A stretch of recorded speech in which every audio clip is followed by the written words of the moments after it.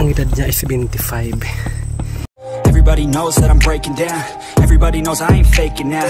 Everybody knows my heart's vacant now. Yeah, she hates me now. I made mistakes but now I don't. So ayan, what's up mga idol?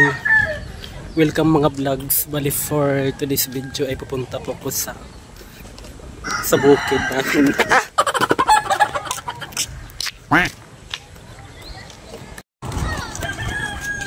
So ayan guys, bali ito ang daanan ng papunta sa aming bukid. May mga magandang bahay din. Ang daming mapulang lupa dito sa amin. So ayan guys, ang daming mga bahay dito.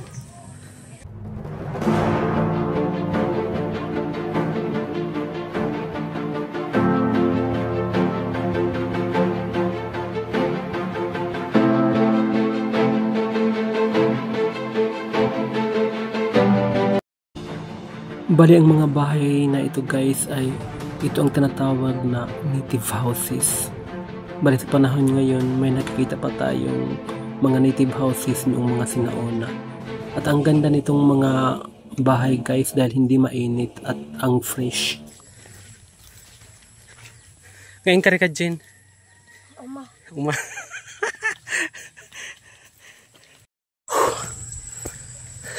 Bali ang lakad namin guys, umaabot ito ng pag mabagal ka maglakad guys, umaabot ito ng almost 30 minutes mula doon sa aming barangay papunta sa aming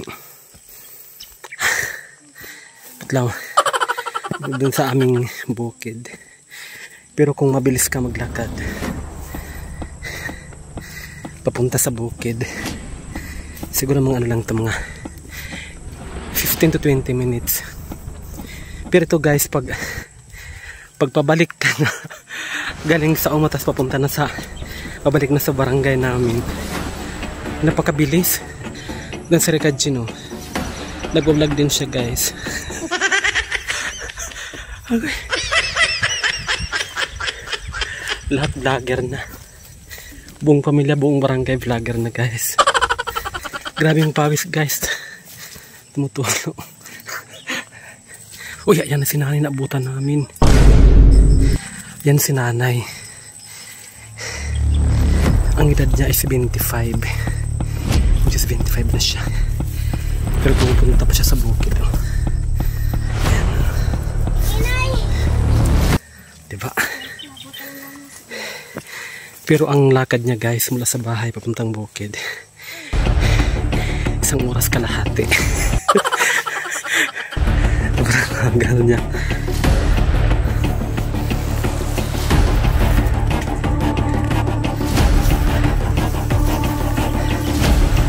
Kaya kayo na ka pa manad to.